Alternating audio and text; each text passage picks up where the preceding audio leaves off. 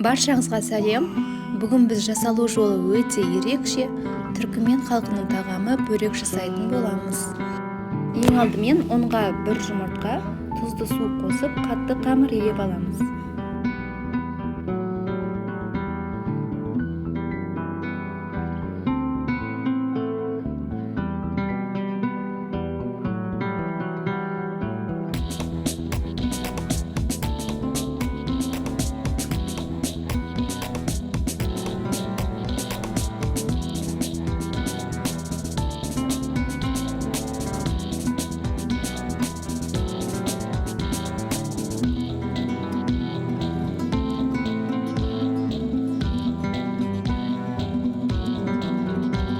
Дайын болған қамырдың бетін жауып жарты сағатқа қоямыз.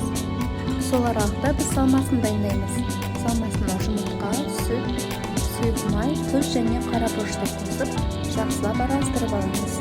Бұл тағамның ішіне картошка, фаршты қосып жасап жатады, бірақ дәл осы жұмыртқамен көбінесе түркімен және Өзбекстан халықтары жиі жасайды, және осы жұмыртқамен жасалған түрінің денсаулыққа пайдасы өте көп.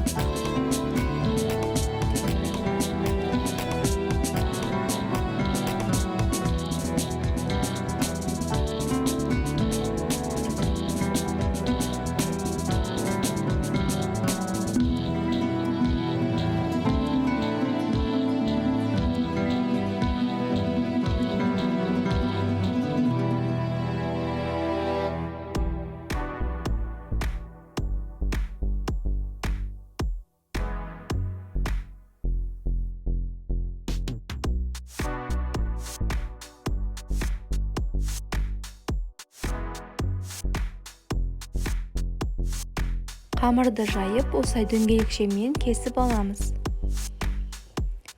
Арасына сары майды жағып, ортасын ашық қалдырамыз. Екі шетін ғана жақсылап бекітіп жабамыз.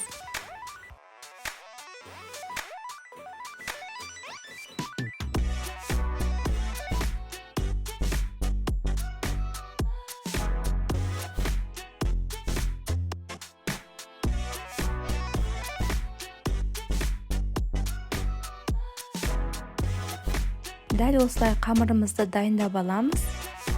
Енді ашық қалдырған ортасына жұмыртқалы массамызды құйып, жақсылап жауып, қайнаған суға салып пісіріп аламыз.